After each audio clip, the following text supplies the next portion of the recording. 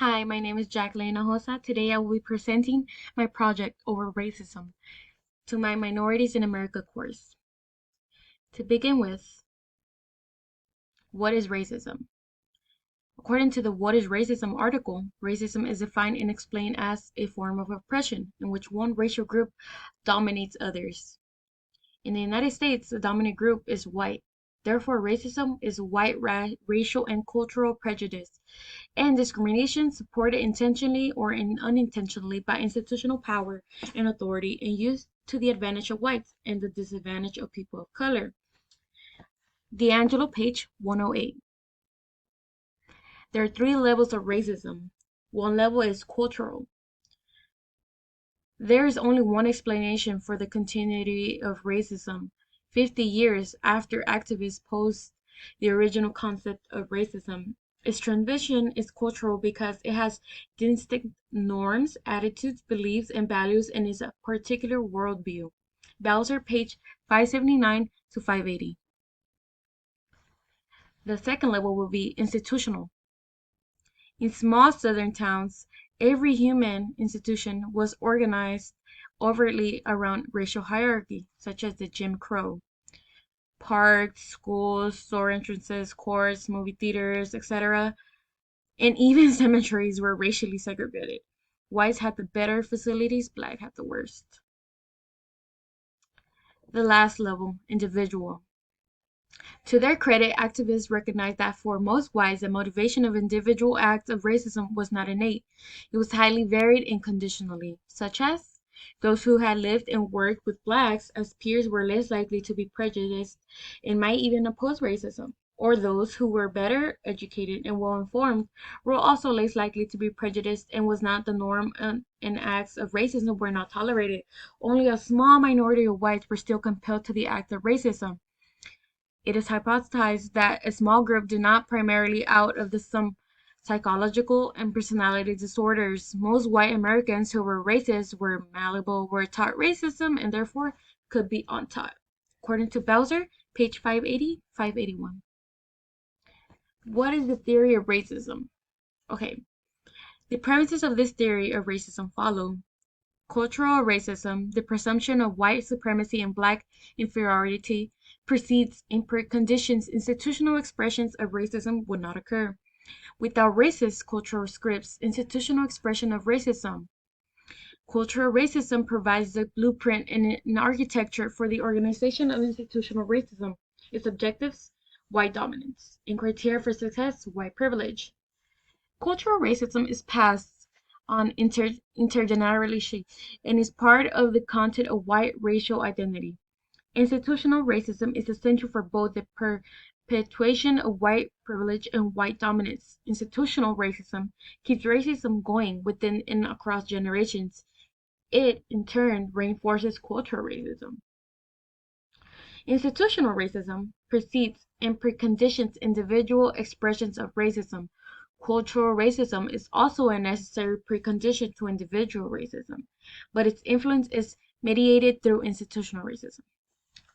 Lastly, cultural racism regulates the intensity and frequency of individual acts of racism by the extent to which institutional racism has been deployed.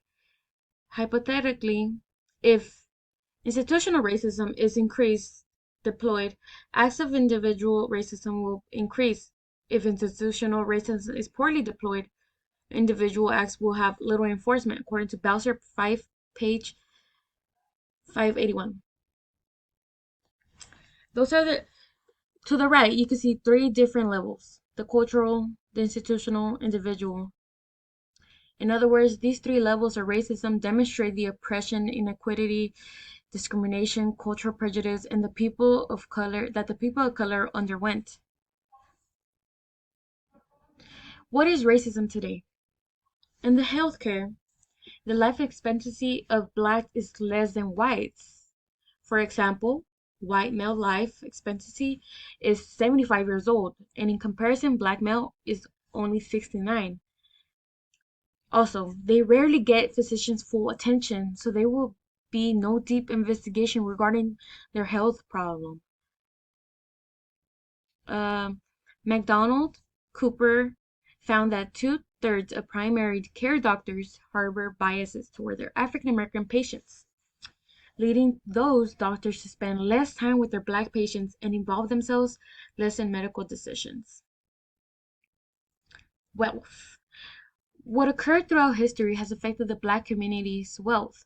According to What is Racism article, the resulting economic downturn has adversely affected Blacks to a much greater degree than white homeowners for two key reasons.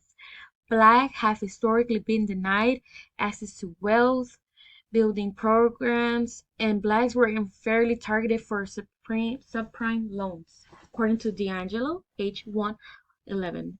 Consequently, whites' median household income is far greater to the extent of tripling in just 25 years compared to the Black median household income. The criminal justice. I'll give a few examples. They're pulled over much more frequently because there is an implicit racial association of Black Americans with dangerous or aggressive behavior. Or, if a Black person kills a white person, they are twice as likely to receive the death sentence as a white person who kills a Black person. Black people stay in prison way longer than white people, up to 20% longer than their serving time than white people, for essentially similar crimes. They get much harsher sentences. Black people are 38% more likely to be sentenced to death than white people for the same crimes, which is ridiculous. The continuity of racism, police brutality.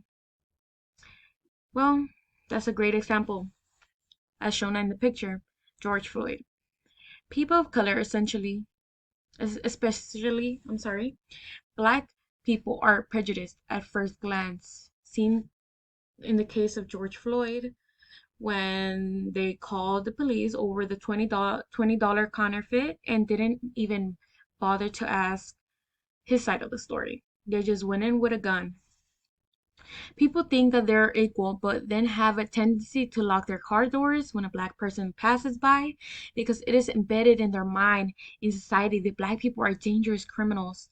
For this reason, police officers tend to be more aggressive when handling a Black person, which leads to what we know as police brutality. A great example, like I mentioned, like what occurred to George Floyd, who has automatically had a gun aimed at him and pinned down by 4 cops without the officer taking the minute of his time to get his side of the story, which is why he passed away due to his heart condition. Okay, riots. What's the difference of Black Lives Matter and the white supremacist riots? Okay, the Black Lives Matter are standing up for equality. They want everyone to be the same, no matter the color, the class, anything. But in versus white supremacists, they stand up for Islamophobic, transphobic, anti-immigrants, pro-white, anti-Semitic ideologies, misogynistic. Is ridiculous. The only reason that I believe that these white supremacists shown on the right picture didn't get to the extent of the left picture is because they were targeting a federal government facility, which is way more secure, right? Is racism natural? I always wondered. Well, according to my research, most humans' attitudes and behavior have both genetic and environmental component. This is also true for our fear for others who are different to us, which is called xenophobia, and intolerance of their viewpoints, bigotry. Hardwired into the brain amygdala region is a fear reflex that is primed by encounters with the unfamiliar. According to Oliver 2020. Studies have found that when whites see Black faces, there's an increased activity in the amygdala, a brain structure associated with emotion and specifically with the detection of threats. Which brings me back to police brutality, why they go so aggressive when they see a Black person. Okay. In contrary, is racism unnatural? Well, I think that though we're not naturally racist, we're naturally a groupist. So if we always hang around with one certain race, we're obviously gonna have not a fear, but we see others as a different race. So if I hang around with nothing but Hispanics, when I see a white person, I'm not gonna, it's a different type of situation, such as a study on children who were between the ages of 4 and 16. The amygdala did not light up until the participants hit the age of 14. What's more, the amygdala did not light up equally for everyone. For children who had grown up with ethnically diverse peer groups, like I mentioned, the amygdala effect disappeared entirely, and in children whose amygdala did respond to the pictures of African American faces, that effect existed no matter what race the child was.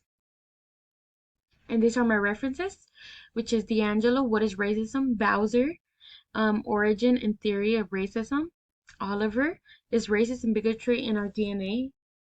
Wright, The New Evidence That Racism is Unnatural. And Bryce, Racism is unnatural. All right, thank you.